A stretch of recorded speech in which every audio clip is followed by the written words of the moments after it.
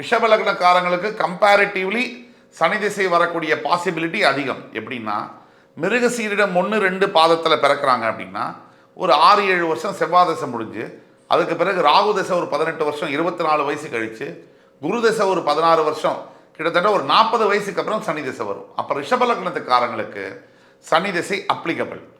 இப்போ ரிஷப லக்னத்தில் இருக்கக்கூடியவர்களுக்கு சனி திசை 19 வருஷம் நடக்குதுன்னு வச்சுங்க.